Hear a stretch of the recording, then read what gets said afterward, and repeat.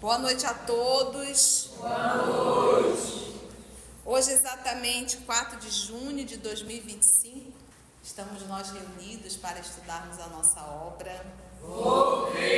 E vocês já estão saudosos, né? Porque começa a chegar no finalzinho da obra, né? Mas vamos então iniciar fazendo a nossa prece de gratidão. Vamos agradecer a Deus. Logo depois a nossa querida Lúcia irá fazer a nossa recapitulação. A nossa Cecília está em recuperação, tá? Mas está melhorando, aquela danadinha. A gente sente falta dela, mas a Lúcia vai fazer esse trabalho da recapitulação. Então, antes vamos fazer a nossa prece de gratidão a Deus. Vamos orar?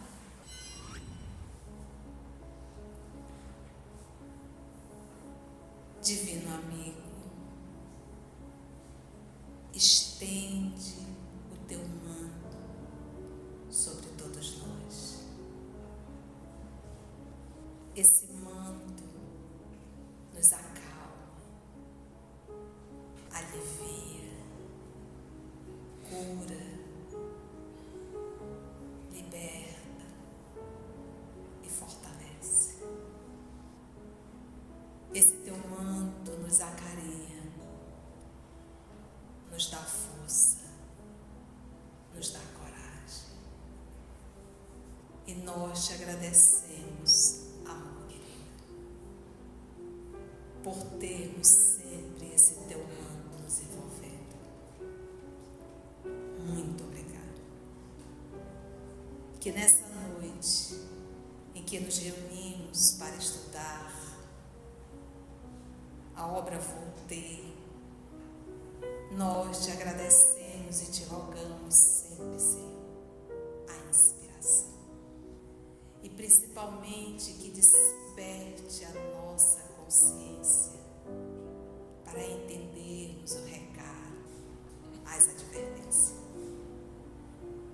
Que a tua paz possa nos envolver, que os nossos amigos espirituais possam nos inspirar. E nós te pedimos a permissão para iniciarmos mais um estudo em que realizamos em teu nome e que temos a alegria de poder compartilhar com outros irmãos de outros estados, de outros países. E se cada um aqui ou através do canal te busca, através desse estudo, é porque conseguimos te encontrar aqui. Que a tua paz nos envolva. E aí vamos pedir para a nossa Lúcia fazer a recapitulação. Bom, boa noite.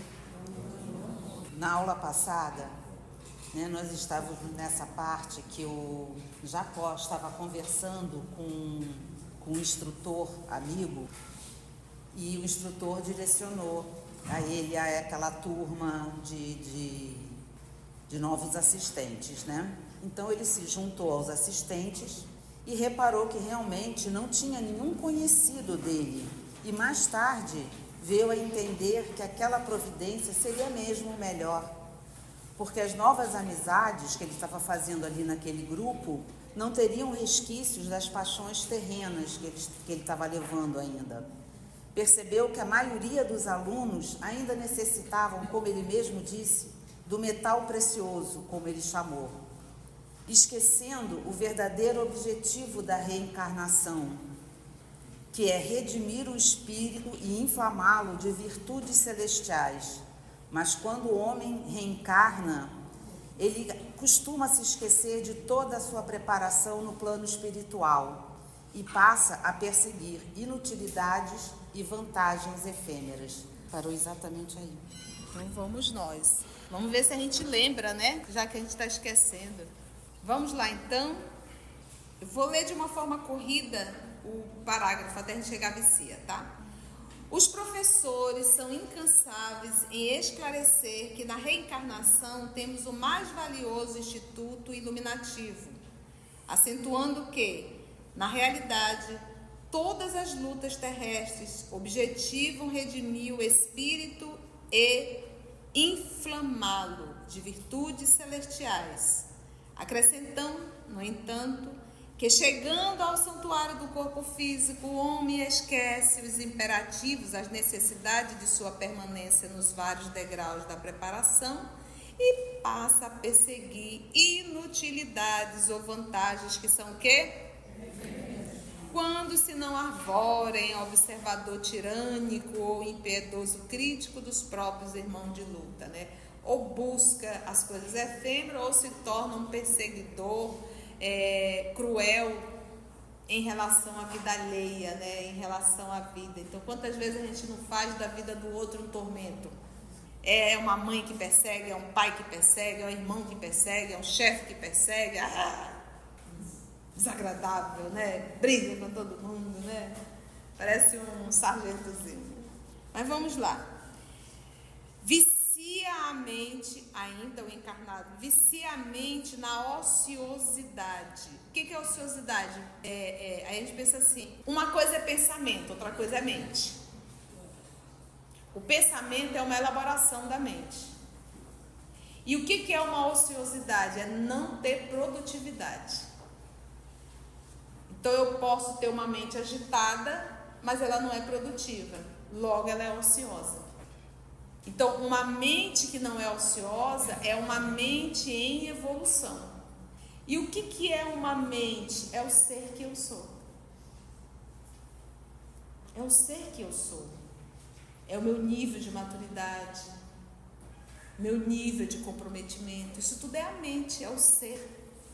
É o espírito. A mente é uma construção que vai mostrando a idade do espírito, entende? O pensamento, ele é uma elaboração da mente. Entendemos isso? Então, quando ele fala dessa mente ociosa, é essa mente que não está progredindo, é essa mente que não está evoluindo, é essa mente que não direciona. Então, a gente para pensar, vamos fazer uma reflexão do nosso dia de hoje, né? E se a gente fizer uma reflexão do nosso dia de hoje, será que a gente teve momentos de ociosos?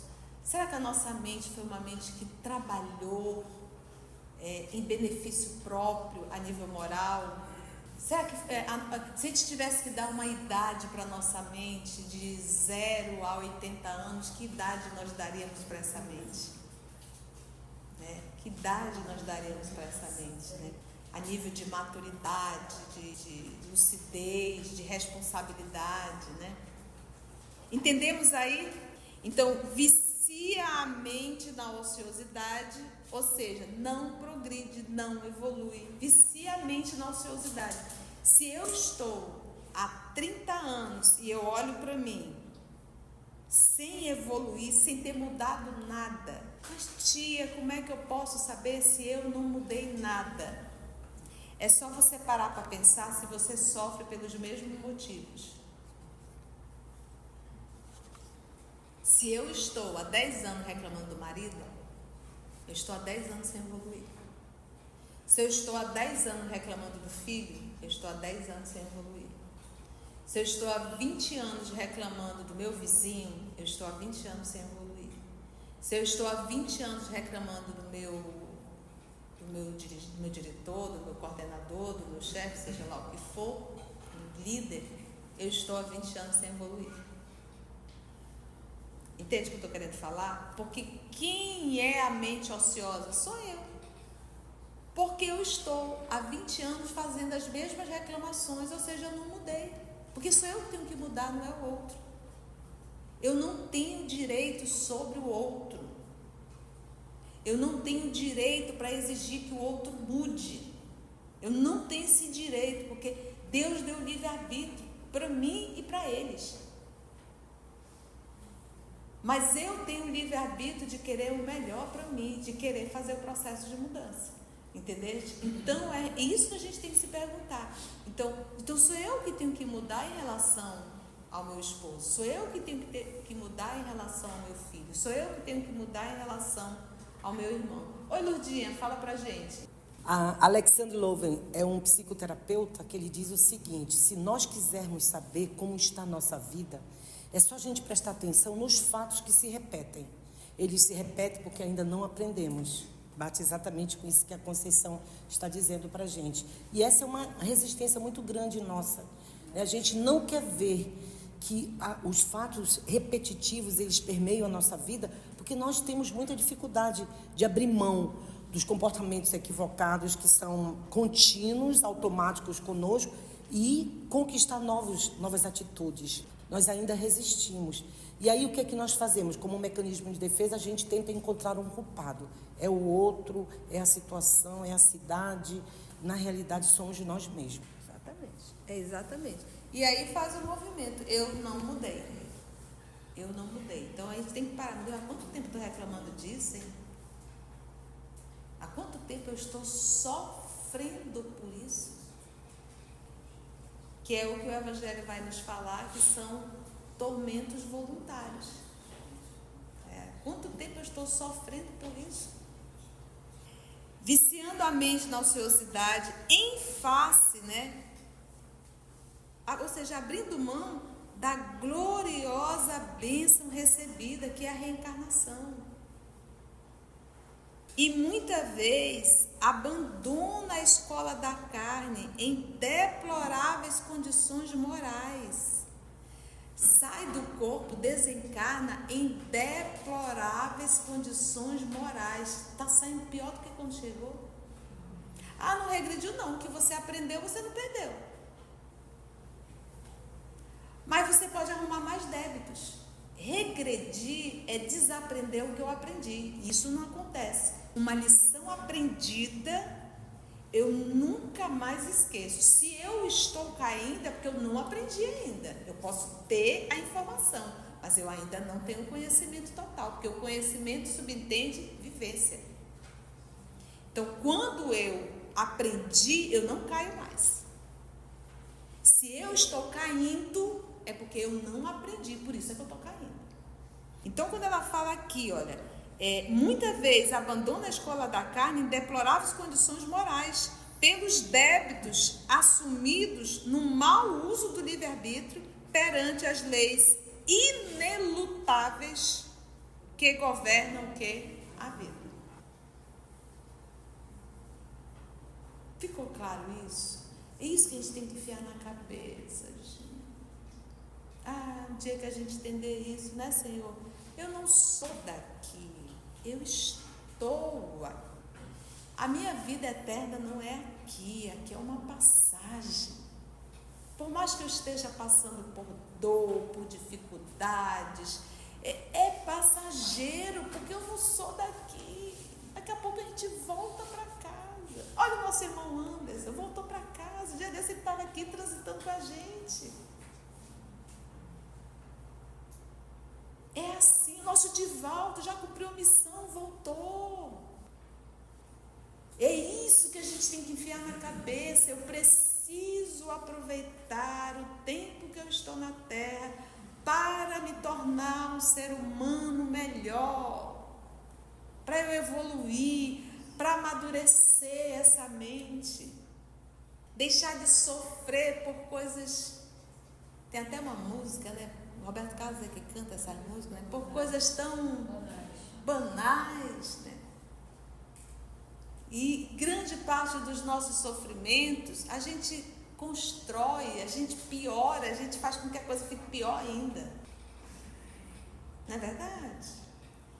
Então ele diz, e aí o que a gente faz? Arruma mais débito ainda, pelos débitos assumidos no mau uso do nosso livre-arbítrio, perante as leis, e que não vai mudar mesmo, inelutáveis que governam a vida. Então, essa semana estudando o livro Cartas e Crônicas, que foi gravado e vai para o canal, em que Pedro questionou Jesus, porque naquela época tinham pessoas que ouviam o Evangelho e que se tornaram pregadores, mas que se beneficiavam disso. Então Pedro trouxe dois casos, que pedia dinheiro do povo para ajudar as viúvas e os órfãos, e ele ajudava, mas ele deixava um pouquinho para ele.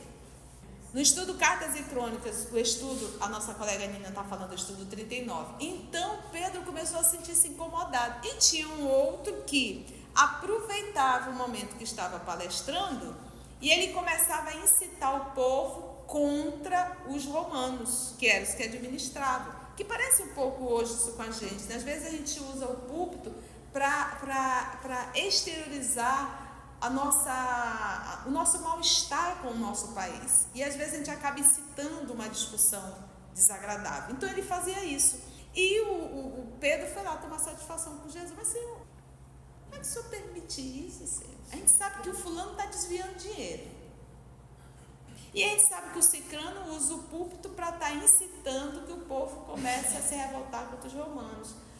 Aí Jesus diz assim: Pedro, eles já estão submetidos à lei, a lei já existe, eu não tenho que fazer nada. Gente, olha que coisa interessante. Nós já estamos inseridos na lei, nós já temos uma pena que nós estamos construindo, não precisa fazer nada. Eles já estão submetidos à lei, Deus já criou essa lei. Aí Pedro comanda, mas Senhor, vai demorar muito. Às vezes vai demorar muito, né? Não dá para a gente resolver logo isso? Aí é quando Jesus diz, que a gente entende agora o texto dentro do contexto. Deixai o joio crescer junto com o trigo. Aí ele explica por quê. Porque por mais que o cidadão esteja desviando uma verba, ele está colhendo. Tem pessoas ali que vão lá ouvir o evangelho e estão mudando. A gente às vezes tem pastor que a gente sabe que, né? Pastor, padre, tudo que espírita, em tudo quanto é canto tem. Mas de certa forma está fazendo alguma coisa que está acolhendo e consolando algum coração. Então deixai que cresça junto. E quando no período da colheita, ali você vai separar o joio e o trigo. Mas é necessário que cresça. Então deixa essa pessoa continuar falando, que um dia vai aprender. Esse é o contexto da parábola do joio e do trigo. Olha que coisa mais linda. E isso é um conselho para o nosso coração, né? Todos nós já estamos inseridos na lei. Jesus não precisa fazer nada que a lei cause efeito. Verdade? E isso é o que a gente tem que entender. Então, o que eu estou fazendo? Porque eu também estou inserido nessa lei. Eu também estou inserido nessa lei. Ao invés de respeitar o material de serviço, nós, os espíritos encarnados, ao invés de respeitar o material de serviço, gente, olha, uma coisa é eu devolver meu corpo físico, baqueado fisicamente, porque trabalhou e não foi pouco. Esse braço aqui trabalhou e não foi pouco. Pensa que é uma criatura inquieta. Mas eu machuquei trabalhando no bem, fazendo o bem. Agora, quando você machuca o corpo por vícios, por excessos, por desequilíbrio na área sexual, eu não estou colocando como modelo, eu estou dando só um exemplo. Então, uma coisa é a gente devolver o corpo físico, porque ele está falando aqui, ao invés de respeitar o material de serviço que é redentor, porque o corpo físico é o meu objeto de trabalho, é o meu instrumento, é o meu uniforme, e as dificuldades da vida, o desafio, é o meu material de serviço. O filho adoecido, o filho que me traz muitas dores, é o meu material de serviço. Aquele irmão que é uma pedra, é o meu material de serviço. É o meu material de serviço. Para quê? Para eu me aprimorar. Isso é outra coisa que a gente tem que colocar na cabecinha. Se eu viver com Chico Xavier, eu vou ser um buril para ele, mas ele não vai ser um buril para mim, porque ele é bom demais. Ele não vai deixar um copo sujo para eu lavar. Ele não vai na geladeira deixar tudo bagunçado, uma panela suja lá dentro. Né? Ele não vai, ele é incapaz de esquecer de mim, ele vai estar sempre me ligando. Porque é um espírito superior. Mas eu serei um buril para ele, porque apesar de tudo isso eu não vou reclamar. Então, como eu sou um carvão, mas eu sou um diamante, mas eu sou um carvão ainda. eu preciso da lapidação. E quem vai lapidar não é uma pluma e nem uma esponja, é um buril. E o buril é macio. É por isso que nós vivemos com pessoas que são um verdadeiro buril, como nós também somos um buril. Mas é imprescindível eu ter esse buril.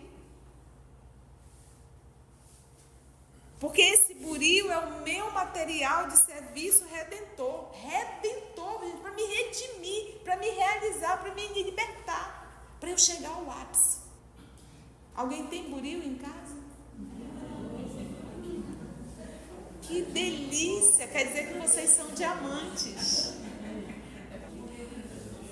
E olha, tem gente que está precisando acelerar tanto esse processo que às vezes tem 2, 3 buris dentro de casa, né? Um lapida do lado, outro lapida do outro lapida pela frente, lapida por trás. Não é verdade? E quem não tem, não brilha. Nunca inveje alguém que você diz, nossa, fulano passa um aperreio, né? Aí tu diz, mas também não tá bem, fica brilhoso. Porque a gente sabe que através da lixada é que nós vamos. E gente. Não tem outra forma de aprender. Porque, a paciência é maravilhosa. Ai, como é bom paciência. Tá bom, você já aprendeu, Conceição, toda a teoria? Já, Senhor. Vou te mandar a prática. Você precisa agora, para fixar a lição, para dizer que você aprendeu, você precisa experienciar. Agora, gente, são 2 coisas diferentes. Uma coisa é Deus mandar para eu experienciar. A outra coisa eu estou arrumando encrenca. E uma coisa não tem nada a ver com a outra. Então espera Deus mandar. Mas tia, como é que eu vou fazer isso para esperar? Faz tudo certo. Se tu está fazendo tudo certinho, tudo redondinho, tu tá te esforçando, tá orando, tá fazendo bem, tá estudando, tá ali, tá tudo legal. A coisa começa a desandar, tu diz, eita, Deus está mandando. Deus está mandando. Então vamos tirar lições. Entende? E não se revoltar. Poxa, mas eu estou na casa espírita segunda, terça, quinta, sexta, domingo e estou passando por isso, Senhor. Poxa, o Senhor não poderia amenizar? Não. Se eu tenho essa concepção, eu não entendi o espiritismo ainda. E eu não entendi o cristianismo. O cristianismo, o espiritismo, ele nos ensina que a gente não está aqui para barganhar com Deus. Barganhar com Deus. Olha que coisa absurda. Deus, eu estou aqui, hein? Olha aí, hein? Aí a gente pensa, Jesus barganhou com Deus? Qual foi o prêmio de Jesus? A cruz. E detalhe, nenhum de nós, Deus nos convida a dar o testemunho que Ele deu. Porque o testemunho dele foi pela humanidade. O nosso é só por nós. É só calar a boca. É só perdoar. É só servir. É só crescer. É só ser obediente a Deus. Não é que é simples? Não, é simples. Gente, o caminho mais simples para a evolução é o caminho que Jesus nos ensinou. Nós é que escolhemos o mais complicado. Vou trazer um exemplo. Vamos supor que eu e a Lurdinha, a gente trabalha junto. E a Lurdinha chegou azeda. Hoje ela chegou azeda, tadinha, não estava legal, chegou azeda. E me deu um pontapé. Né? Eu tenho 2 caminhos. Devolver o pontapé e ficar um dia azeda que nem ela, ou fazer uma oração por ela porque eu sei que ela não está bem. Qual é o caminho mais fácil, gente? É o mais fácil para o pontapé, eu acho que é. O correto, o certo é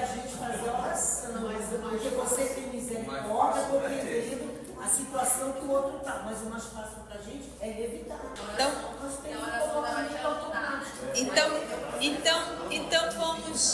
vamos trazer esse exemplo prático, que é muito raro acontecer no nosso cotidiano, esse exemplo. Mas vamos lá. A Odila disse, mais fácil seria orar. A Lurdinha pulou e disse, pô, mais fácil não, pera lá, mais fácil é dar o pontapé, né? E concordou também, em grande parte. Vamos entender primeiro o conceito de fácil. Fácil é aquilo que me traz menos dor e é mais prático para resolver. Analisando de forma racional, qual seria o mais prático e que vai me trazer menos dor? O grande lance aí, que é o que a gente tem que aprender, eu não peguei pro pessoal. Quem tá azedo é a Lurdinha. E detalhe, ela tem todo o direito de ficar azeda, porque o azedume é dela. Eu não sei o que aconteceu com ela. Mas como eu sou um cidadão que tem certeza que é Deus, quer que o mundo sempre esteja me reverenciando. Então, o percurso mais simples de dor, mas eu tenho que fazer um trabalho íntimo, eu tenho que primeiro entender isso racionalmente, porque, meus irmãos, amanhã, um de nós poderá estar vivendo essa cena. E você vai lembrar o que a gente estudou hoje. E aí você diz, eu tenho duas oportunidades, eu tenho duas escolhas aqui. Prolongar esse sofrimento, porque se eu ficar azeda, eu vou levar esse azedume o dia inteiro. Há probabilidade de eu machucar outros corações, ou seja, arrumo mais encrenca para mim, e ainda vou levar para casa. E aí vou ficar com dor de barriga, enxaqueca, dor na coluna, uma série de coisas. Então, por isso que a gente tem que ser maduro, amadurecer, pensar e dizer, alto lá. O espiritismo eu preciso viver em todos os lugares. Como diz Emmanuel, a maior caridade que nós podemos fazer com a doutrina é a sua divulgação. E a divulgação da doutrina não é aqui, é aqui. É a vivência. Então eu pergunto de vocês, qual é o caminho que a gente tem que escolher, qual é o mais fácil? É isso que a gente tem que ressignificar na nossa cabeça. Eu não posso dizer para a minha mente, a mente aí, eu não posso pensar mentalmente, acreditar que o mais fácil não é o caminho mais tortuoso. É o mais longo, o percurso é mais longo. Se o Cristo está ali me chamando, existe uma reta. Quando eu saio dessa reta, se torna muito mais longo o percurso. Vou demorar muito mais e vou sofrer muito mais. Então, meus irmãos, o caminho que a gente tem escolhido ao longo desses milênios é o percurso mais complicado. Mas, Conceição, isso é um exercício diário que a gente tem que fazer, né? Para adquirir essa virtude. Porque eu, pelo menos, na minha condição de espírito inferior, que ainda estou, Todos nós. eu tenho me esforçado. Tem horas que eu consigo, mas tem horas que eu caio. Mas eu, quando caio, depois me vem Aí dói. Aí me incomoda. Dói. Quer dizer, em certas situações, se eu tivesse calado, eu não ia sentir. Sim, é a história que o sofrimento prolonga. O que nós estamos fazendo aqui? O que a gente aprende no Espiritismo? Que nós devemos ter uma fé o quê? Raciocinada. Então eu poderia só dizer para você, não reage que é falta de caridade. Isso é uma fé que é uma fé não é raciocinada. Nós estamos trazendo aqui subsídios para vocês raciocinarem e entenderem de forma racional o melhor caminho que temos a seguir. Entendeu? Usando a lógica. Isso é inteligência, gente.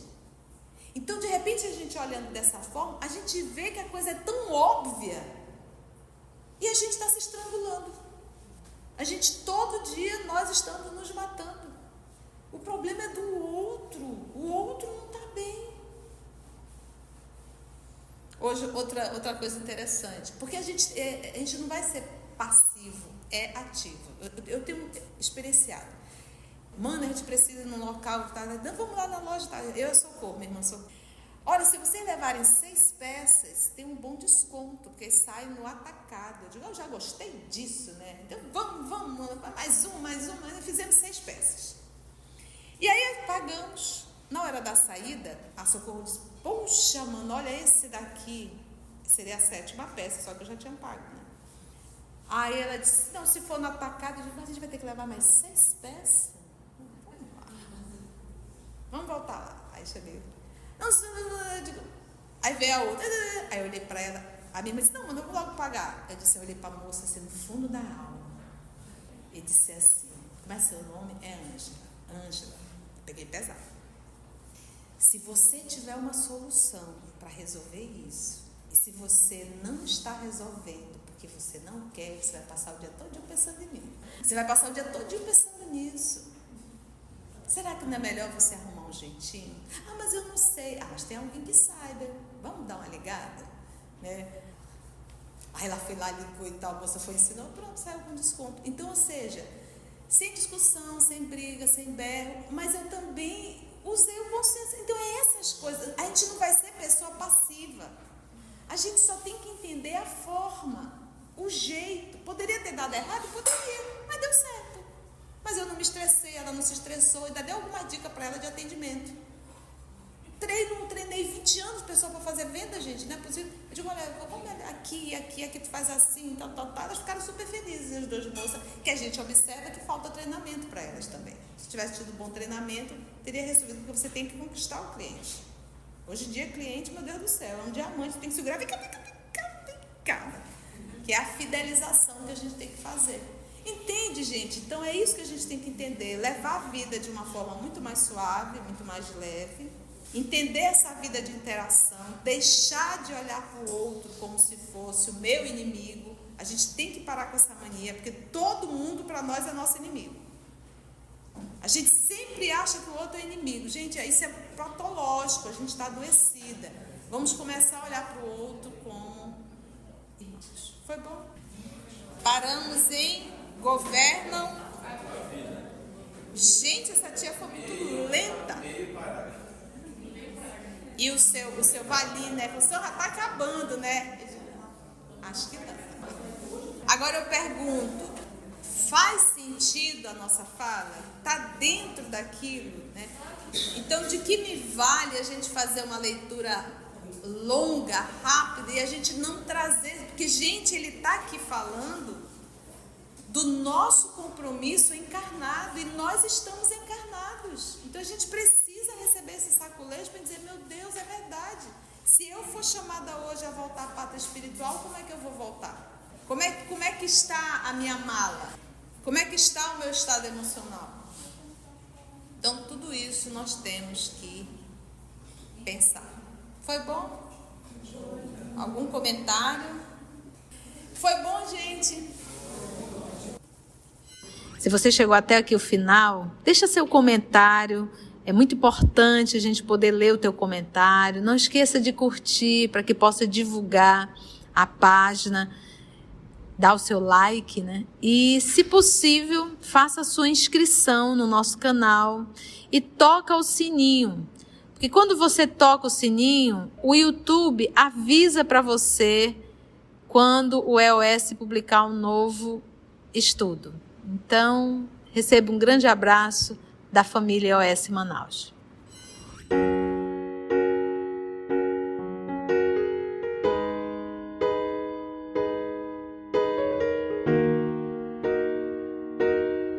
Antes de orarmos em agradecimento, vamos ouvir algumas considerações da tia que destacamos neste estudo para a reflexão dos ensinamentos. Vamos aos destaques da tia?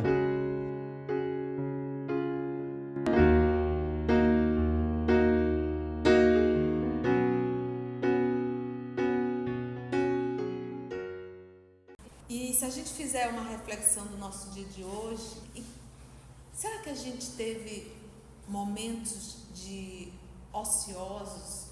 Será que a nossa mente foi uma mente que trabalhou em benefício próprio a nível moral. Se eu estou há 30 anos e eu olho para mim sem evoluir, sem ter mudado nada, mas tia, como é que eu posso saber se eu não mudei nada? É só você parar para pensar se você sofre pelos mesmos motivos. Quem é a mente ociosa? Sou eu. Porque eu estou há 20 anos fazendo as mesmas reclamações, ou seja, eu não mudei. Porque sou eu que tenho que mudar, não é o outro. Eu não tenho direito sobre o outro. Eu não tenho direito para exigir que o outro mude. Eu não tenho esse direito, porque Deus deu livre-arbítrio para mim e para eles. Por mais que eu esteja passando por dor, por dificuldades, é passageiro, porque eu não sou daqui. Daqui a pouco a gente volta para cá. É isso que a gente tem que enfiar na cabeça. Eu preciso aproveitar o tempo que eu estou na Terra para me tornar um ser humano melhor, para eu evoluir, para amadurecer essa mente. Nós já estamos inseridos na lei. Nós já temos uma pena que nós estamos construindo. Agora, gente, são duas coisas diferentes. Uma coisa é Deus mandar para eu experienciar. A outra coisa eu estou arrumando encrenca. E uma coisa não tem nada a ver com a outra. Então, vamos tirar lições. Entende? E não se revoltar. É só calar a boca. É só perdoar. É só servir. É só crescer. É só ser obediente a Deus. Não é que é simples? Se o Cristo está ali me chamando, existe uma reta. Quando eu saio dessa reta, se torna muito mais longo o percurso. Vou demorar muito mais e vou sofrer muito mais.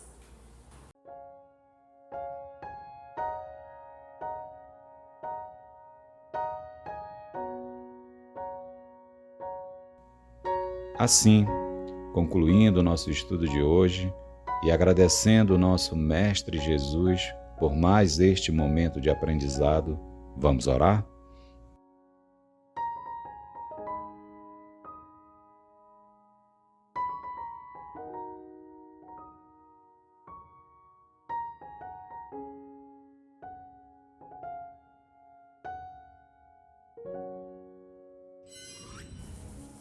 Então, assim, agradecemos a Deus, nosso Pai, por mais uma oportunidade que nos foi dada de refletir, Senhor, enquanto estamos aqui encarnados.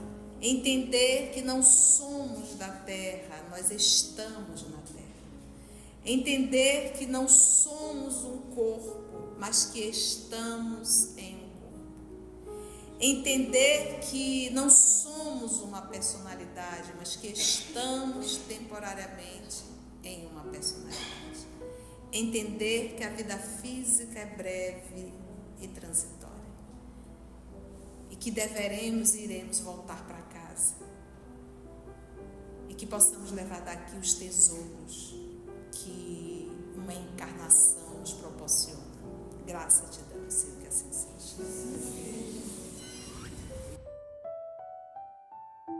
EOS Manaus. Estudando para servir ao Cristo. Visite nosso site em www.eosmanaus.org. No YouTube, procure o canal EOS Manaus. Participe do nosso grupo no Facebook. No Instagram somos @EOS Manaus. Escute e estude na Rádio Manaus de Estudos Espíritas. Estamos, também, em diversas plataformas de áudio. Procure EOS Manaus, no seu aplicativo preferido. EOS Manaus. Estudando para servir ao Cristo.